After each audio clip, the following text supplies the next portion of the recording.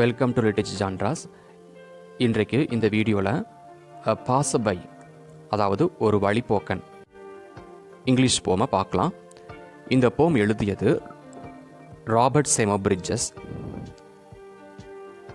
இந்த போமில் கம்ப்ளீட்டாக ஒரு வழிப்போக்கன், அதாவது ஒரு பாசபை எப்படி ஒரு கப்பலை வர்ணிக்கிறாரு. ஒரு கப்பல் எல்லாருமே பார்த்துருப்போம் லைஃப்பில். ஆனால் இந்த வழிப்போக்கனுக்கு ஒரு கப்பல் எந்த அளவுக்கு ஒரு இம்ப்ரெஷன் கொடுக்குது, மனதில் எந்த அளவுக்கு ஒரு தாக்கத்தை ஏற்படுத்துதுங்கிறது இந்த போமில் ராபர்ட் செமர் பிரிட்ஜஸ் எழுதியிருக்காரு. நம்ம பார்க்குறோம் இந்த கப்பல், அதாவது இந்த கப்பல் முழுவதும் ஒரு ஒயிட் செயில்ஸ் இருக்குது.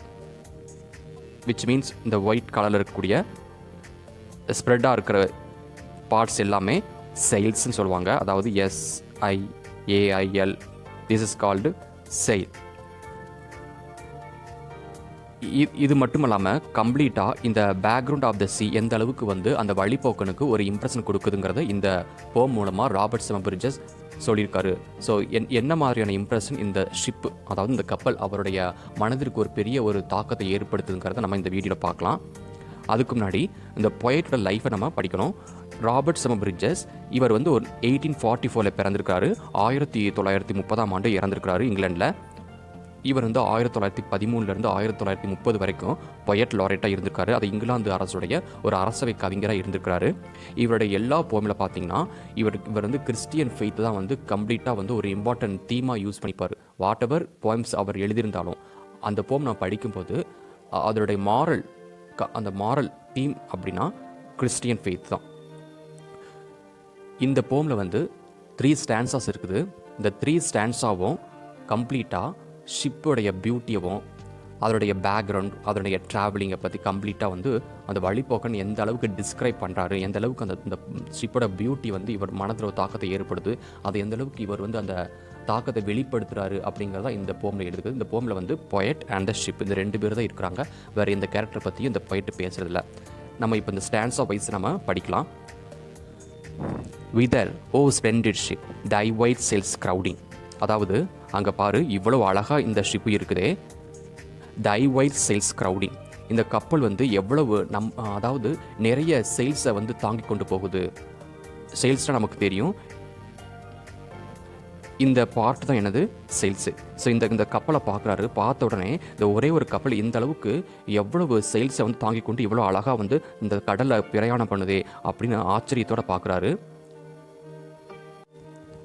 ஏன்னா இவர் ஒரு நாள் ஒரு கடற்கரை வழியாக வாக்கிங் போயிட்டுருக்கார், நடைபயணம் போயிட்டு இருக்கும்போது தூரத்தில் ஒரு கப்பலை பார்க்குறாரு. அந்த கப்பலை பார்த்த உடனே இவர் மனசில் ஒரு இம்ப்ரெஷன் கிரியேட் ஆனது. அதை பார்த்தோன்னே சொல்கிறாருன்னா, விதர் ஓ ஸ்ப்ளெண்டிட் ஷிப், இவ்வளோ அழகான கப்பலே, நீ இவ்வளோ ஒயிட் சைல்ஸை கூட்டம் கூட்டமாக கூட்டு போறியே, எங்கே போகிற அப்படின்னு கேட்குறாரு. Leaning across the bosom of the urgent west, அதாவது மேற்கு திசையை நோக்கி இவ்வளோ வேகமாக போறியே, பட் லீனிங் அதாவது சாய்ந்து கொண்டு இவ்வளோ அழகாக பியூட்டிஃபுல்லாக போயிட்டு இருக்கிறியேன்னு கேட்குறாரு. தட் ஃபியரஸ்ட் நார் சி ரைசிங் நார் ஸ்கை கிளவுடிங், ஆனால் நீ மேற்கு திசையை நோக்கி ட்ராவல் பண்ணிக்கிட்டு இருக்கிற, உனக்கு எந்த பயமும் இல்லையா? சி ரைசிங் ஸ்கை கிளவுடிங், அதாவது மிக அடைமழை பொழியலாம், இல்லை என்றால் சி ரைசிங், அதாவது கடல் மூலமாக ஏதாவது ஒரு புயல் வரலாம், கடல் அலைகள் உயரலாம், அதனால உனக்கு எந்த பயமும் இல்லையான்னு கேட்குறாரு. And whither away fair rover and what thy quest, எங்கே போயிட்டு இருக்கிற, இவ்வளோ அழகான கப்பல் இவ்வளோ சுற்றிக்கிட்டு இருக்கு, இவ்வளோ அழகாக கண்ட்ரியாக சுற்றிக்கிட்டு இருக்கிறியே, நீ ரொம்ப அழகாக இருக்கிற, ஃபேர் ஓவர்னா ரொம்ப அழகாக ரவுண்டிங் பண்ணிகிட்டே இருக்கிறேன்னு சொல்கிறாரு. அண்ட் வாட் தை குவஸ்ட், எந்த பர்பஸ்க்காக நீ போகிற, what thy quest means search, எங்கே எதற்காக போய்கொண்டிருக்கிறாய் அப்படின்னு கேட்குறாரு. Ah soon when winter has all our vales oppressed, இவ்வளவு பயம் இல்லாமல் அந்த வெஸ்டை நோக்கி ட்ராவல் பண்ணிட்டு இருக்கிற, ஆனால் எனக்கு என்ன பயம் அப்படின்னா, when winter has all our vales oppressed when sky are cold and misty and hail is hurling. இவர் என்ன சொல்கிறாருன்னா, இவ்வளவு அழகாக அந்த கடல் மேலே பிரயாணம் பண்ணிக்கிட்டு இருக்கிற, ஆனால் எனக்கு என்ன ஒரு பயம் அப்படின்னா, விண்டர் வரபோது, அதாவது பனிக்காலம் வரும்போது நீ போகக்கூடிய பாதைகள் எல்லாம் பனி படர்ந்துருக்கும், மலைகள் குகைகள் எல்லாம் பனி படர்ந்துருக்கும், அதனால் உனக்கு எந்த ட்ரபிளும் இருக்காதா? அதாவது கடலில் இருக்கக்கூடிய பனிமலைகள், கடலில் உருவாகக்கூடிய பனிமலைகள் எல்லாம் வந்து அந்த பனியால் மூடப்படும் போது எப்படி நீ ட்ராவல் பண்ணுவ, அதனால் உனக்கு எந்த தொலையும் இருக்காதான்னு கேட்குறாரு.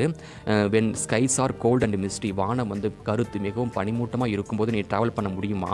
அண்ட் ஹெய்லிஸ் கார்லிங், அடைமழை பொழியும் போது கூட நீ தொடர்ந்து இந்த கடலில் பிரயாணம் பண்ண முடியுமா? இல்லைனா வில் தோ glide on the blue Pacific, இப்படி பயமே இல்லாமல் பசிபிக் ஓசன் எவ்வளோ பெரிய கடல், அது மேலே நீ ட்ராவல் பண்ண முடியுமா?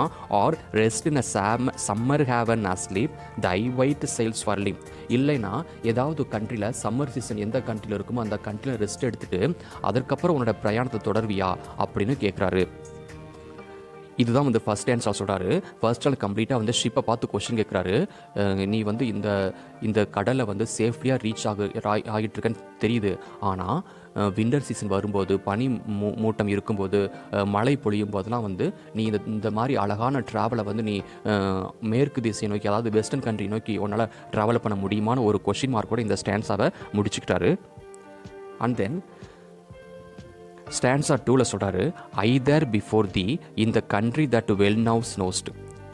ஆனால் எனக்கு என்ன தெரியணும் அப்படின்னா, நீ போகக்கூடிய அந்த கண்ட்ரியில் வந்து எந்த அளவுக்கு நீ ரீச்சாக போகிற, சேஃப்டியாக போக முடியுமான்னு எனக்கு தெரியணும். அதுக்காக நீ எந்த கண்ட்ரிக்கு ட்ராவல் பண்ணிகிட்ருக்கியோ அந்த கண்ட்ரிக்கு நீ சேர்றதற்கு முன்னாடியே நான் அந்த கண்ட்ரியில் நான் இருக்க போகிறேன்.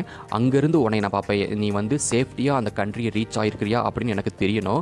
ஸோ ஐதர் பிஃபோர் தி, நீ அந்த கண்ட்ரி ரீச் ஆகிறதுக்கு முன்னாடியே நான் அந்த கண்ட்ரிக்கு நான் போகிறேன். And already arrived I'm inhaling the odorous air. அதே மாதிரி நீ அந்த கண்ட்ரியை வந்து அந்த கண்ட்ரியில் இருக்கிற துறைமுகத்தை ரீச் ஆவதற்கு முன்னாடியே நாங்கள் வந்தாச்சு. அங்கே அங்கே உள்ள இருக்கிற நறுமண காற்றுகள், இயற்கை சுவாசங்களை நான் சுவாசி கொண்டிருக்கிறேன். மிகவும் அழகான கண்ட்ரியாக இருக்குது. அப்படி ஒரு கண்ட்ரிக்கு இவ்வளவு அழகான கப்பல் போகுதுன்னு எனக்கு பார்க்க ரொம்ப சந்தோஷமா இருக்குதுன்னு சொல்றாரு. I watch thee enter unerringly where thou goest. அங்கிருந்து அந்த கண்ட்ரியில் வந்து நான் அந்த துறைமுகத்தில் நின்று கொண்டு உன்னை நான் பார்க்கும்போது, ஐ வாட்ச் தி என்டர் அன்னியரிங்லி, நீ எந்த ஒரு டேமேஜ் இல்லாமல் இவ்வளோ அழகாக அந்த போர்ட்டுக்கு வந்து ரீச் ஆகிருக்கேன், துறைமுகத்தில் வந்து ரீச் ஆகி கொண்டிருக்கிறத நான் பார்த்துருக்கேன். And anchor queen of the strange shipping there, மற்ற கப்பல்களையும் அந்த இடத்துல பார்த்துருக்கேன். ஆனால் மற்ற கப்பல்களை கம்பேர் பண்ணும்போது நீ எவ்வளோ அழகாக இருக்க அப்படின்னா ஒரு ராணி மாதிரி இருக்கிற. And queen of the strange shipping there, அந்த ஷிப்பிங் மீன்ஸ் அந்த பார்க்கிங், அதாவது அனைத்து கப்பல்களும் அங்கே பார்க்காக இருக்குது. ஆனால் among all the ships you are the so beautiful queen, அந்த மாதிரி இருக்க, you looking like a queen அப்படின்னு சொல்லி ராணி மாதிரி அந்த இடத்துல நிற்கும் போது எனக்கு ரொம்ப அழகாக இருக்குது, பார்க்குறதுக்கு சந்தோஷமாக இருக்குது. And thy wiles far spinning spread thy mast bare, அந்த செயில், உனக்கு இருக்கக்கூடிய சேல்ஸ் வந்து மிகவும் படர்ந்து இருக்குது. அங்கே பார்க்கில் வந்து, அதாவது அந்த போர்ட்டில் உன்னைய பார்க் பண்ணும்போது உன்னுடைய கம்பங்கள், மாஸ்ட்டு, ஆவனிங் ஸ்ப்ரெட் எல்லாம் வந்து ரிமூவ் பண்ணியிருந்தாங்க. ரிமூவ் பண்ணும்போது அதில் கூட நீ ரொம்ப அழகாக தான் இருக்கிறேன்னு சொல்கிறாரு. அதே மாதிரி மாஸ்ட் ஆவனிங் ஸ்ப்ரெட்னால் நமக்கு தெரியும், இந்த மாதிரி இதுதான் வந்து மாஸ்ட். அதாவது இதில் கட்டியிருக்கக்கூடிய சேல்ஸ்லாம் ரிமூவ் பண்ணதுக்கப்புறம் கப்பல் இந்த மாதிரி தோட்டத்தில் தான் தெரியும். இதில் கூட நீ ரொம்ப அழகாக தான் இருக்குன்னு சொல்கிறாரு. நார் is art from the foaming reef to the snow capped grandest, அந்த கரையில் நீ ஒதுங்கி வரும்போது கரையில் வந்து அதிகமாக காணப்படுகிற அந்த நுரைகள், அலைகளால் உருவாகக்கூடிய நுரைகள் எல்லாம் வந்து உன்னுடைய ஃப்ரெண்டு கப்பலுடைய முன்பகுதியில் வந்து இருக்கும். அது வந்து உனக்கு எவ்வளவு அழகாக இருக்குது எப்படின்னா, நீ வந்து ஒரு ஸ்னோ கேப், அதாவது பனியால் செய்யப்பட்ட ஒரு கேப், தொப்பிகளை அணிந்த மாதிரி நீ வந்து நிற்கிற, அதுவும் கூட அழகாக தான் இருக்குது. And beak that is over the feathery palms more fair, அதே மாதிரி அந்த பார்க்கில் வந்து நிற்கும்போது, அந்த போர்ட்டை நிற்கும்போது அதற்கு பக்கத்தில், அதாவது பின்புறம் இருக்கக்கூடிய அந்த பனை மரங்கள், அங்கே இருக்கிற செடி கொடிகள், பாறைகள், அதன் மேலே போர்த்திருக்கக்கூடிய பனிமூட்டங்கள், பனிகள், அது எல்லாம் உனக்கு ஒரு பின்புறத்தில் இருந்திருக்கும்போது அது ரொம்ப அழகாகவும் இருக்குது. அதுக்கு வந்து நீ வந்து அழகு கூட்டுற அந்த இயற்கை காட்சிகளை உனக்கு அழகு கொடுக்கும்போது நீ ரொம்ப அந்த இடமே கம்ப்ளீட்டாக, அந்த அட்மாஸ்பியர் ரொம்ப அழகாக இருக்குதுன்னு சொல்கிறாரு. Peak that is over the feathery palms more fair than thou, உன்னை விட அதுகள் வந்து ரொம்ப அழகாக இருக்குது சொல்கிறாரு.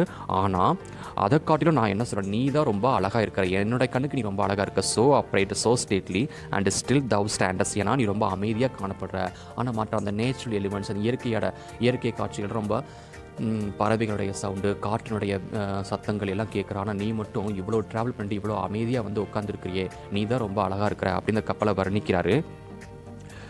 ஸோ இதுதான் வந்து அந்த கப்பலுடைய முன்பகுதி. இந்த முன்பகுதியில் வந்து அந்த அலைகள் உருவாக்கக்கூடிய நுரைகள் எல்லாம் அந்த முன்பகுதியில் படும்போது இது ஸ்னோவால் செய்யப்பட்ட கேப், தொப்பியை அணிந்த மாதிரி காணப்படுதுங்கிறத அந்த போயிட்டு கற்பனையில் பண்ணுறாரு. ஸோ இந்த ஸ்டான்ஸால் வந்து எப்படின்னா, பொயட் வந்து கற்பனை மூலமாக அந்த கண்ட்ரிக்கு போகிறாரு. செகண்ட் ஸ்டான்ஸில் நமக்கு தெரியுதுன்னா கற்பனை வழியாக, அந்த கற்பனை திறன் வழியாக எந்த கப்பல் எந்த கண்ட்ரிக்கு ரீச் ஆகுதோ அந்த கண்ட்ரிக்கு கற்பனையில் என்ன பண்ணுறாருனா, அதாவது by imagination he is reaching that country where the ship is going.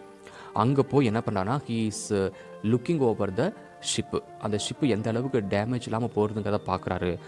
But இந்த தேர்ட் ஸ்டான்ஸாக எதை சொல்லுதுன்னா, இப்போது என்ன பண்ணால் he is come back to the real life, அதாவது இமேஜினரியிலேருந்து ரியல் லைஃபுக்கு வராரு. இப்போ இந்த கப்பலை பார்க்குறாரு. உண்மையிலேயே வந்து தன்னுடைய சொந்த கண்களை ரியல் டைமில் பார்க்குற அந்த ஷிப். இது இப்போ எப்படி தெரியுது அப்படின்னா, அண்ட் எட் ஓ ஸ்ப்ளெண்டிட் ஷிப், கற்பனையில் பார்த்த அழகான கப்பல் வந்து இப்போ ரியல் லைஃப்பில் பார்க்கும்போது நீ ரொம்ப அழகாக தான் இருக்கிற. அன்ஹெய்ல்டு நேம்லெஸ், உனக்கு என்ன பெயர் வைக்கலாம், உன்னோட பெயர் சொல்லு, நீ நேம்லெஸ்ஸாக இருக்கிற, உனக்கு நான் ஒரு பெயர் வைக்கணுமே அப்படின்னு சொல்கிறாரு. I know not if aiming a fancy, ஆனால் எனக்கு தெரியும் நீ எதற்காக வந்து அந்த நாட்டுக்கு பிரயாணம் பண்ணுற, ட்ராவல் பண்ணுற, எனக்கு தெரியணும் அப்படின்னு சொல்கிறாரு. I write to divine that you have a purposeful joy. ஆனால் எனக்கு என்ன தெரியுது அப்படின்னா, நீ வந்து ஒரு அழகான ஒரு காரணத்துக்காக தான் அந்த கண்ட்ரிக்கு ட்ராவல் பண்ணுற. There is a purpose joyful. ஒரு நல்ல ஒரு விஷயத்துக்காக, நல்ல ஒரு திட்டத்துக்காக இந்த ட்ராவல் எடுத்துருக்க, இந்த பயணத்தை தொடர்ந்து கொண்டிருக்கிற. இது அது மட்டும் எனக்கு தெரியும். ஏன்னா கரேஜ் அண்ட் பிளேம்லெஸ், எந்த டேமேஜ் இல்லாமல், ஒரு குறையும் இல்லாமல் இவ்வளோ அழகாக அந்த கண்ட்ரிக்கு ரீச் ஆகுறேன்னு எனக்கு தெரியுது. த ஐ போட் அஷ்யூட் இன் அ ஹாப்பியர் லேண்ட் தேன் மைண்ட். ஆனால் நான் இருக்கக்கூடிய லேண்டை விட நீ சேரக்கூடிய லேண்டு வந்து ரொம்ப சந்தோஷமாக இருக்கிறாங்க. ஏன்னா நான் இருக்கக்கூடிய வாழ்க்கையோட உன்னுடைய நீ இருக்கக்கூடிய வாழ்க்கை, நீ எந்த கண்ட்ரிக்கு போயிருக்க அந்த கண்ட்ரி வந்து ரொம்ப ஹாப்பியாக இருக்குது, அது மட்டும் எனக்கு தெரியுதுன்னு சொல்கிறாரு. But for all I have given thee, ஆனால் உனக்கு என்ன பேர் வைக்கிறேன்னா பியூட்டின்னு வைக்கிறேன். But for all I have given thee beauty enough is thine. So beautiful தான் உனக்கு, வேறு எதுவுமே உனக்கு எந்த பெயரும் வந்து உனக்கு செட் ஆகாது. ஸோ இவ்வளோ பியூட்டிஃபுல்லாக இருக்கிற இது போது உனக்கு அப்படின்னு சொல்கிறாரு. As done with trim tackle and shouting.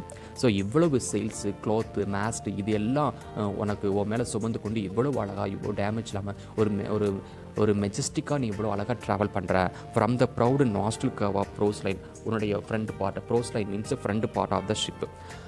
அதிலிருந்து முகத்துவாரம், அதாவது அந்த கப்பலுடைய முன்பகுதி வந்து ஒரு முகத்துவாரம் மாதிரியும், அது வந்து உனக்கு ஒரு பெருமை கொடுக்கக்கூடிய அளவுக்கு அது ரொம்ப கம்பீரமாக காணப்படுது. எல்லாரும் வந்து முன்பகுதி பார்க்கும்போது உனக்கு அந்தளவுக்கு ஒரு ரெஸ்பெக்ட் கொடுக்குறாங்க, அந்தளவுக்கு ஒரு பியூட்டிஃபுல் அப்பியரன்ஸ் வந்து உன் முன்பகுதி கொடுக்குது, உனக்கு அது பெருமை கொடுக்கக்கூடியதாக அந்த பகுதி உனக்கு அமைஞ்சிருக்குது. இந்த ஆஃபிங் ஸ்கேட்டர்டு ஃபோம், அந்த பகுதியில் வந்து கடல் அலைகளால் உருவாக்கப்படுகின்ற அந்த நுரைகள் வந்து அப்படியே ஸ்கேட்டர் ஆகி அந்த முன்பகுதியில் வந்து ஸ்ப்ரெட் ஆகும்போது நீ ரொம்ப அழகாக இருக்கிற அப்படின்னு இந்த பொயட் சொல்கிறாரு. தை ஒயிட் சேல்ஸ் க்ரௌடிங் அப்படின்னு 3 ஸ்டான்ஸோடையும் தை ஒயிட் சேல்ஸ் க்ரௌடிங்னு முடிக்கிறாரு. இதுதான் இந்த போமோட சம்மரி. அதாவது இந்த பொயட் வந்து சாதாரணமாக வாக்கிங் போகிறது மட்டும் இல்லாமல் தான் பார்த்து கொண்டிருக்கிற இந்த ஷிப்பு எந்த அளவுக்கு பியூட்டிஃபுல்லாக இருக்குது, எந்த அளவுக்கு இது இம்ப்ரெஷனை கிரியேட் பண்ணியிருக்கு இந்த பொயட் இதயத்தில் அப்படிங்கிறத 3 ஸ்டான்ஸால் சொல்லி முடிக்கிறாரு இந்த ராபர்ட் சேமுர் பிரிட்ஜஸ்.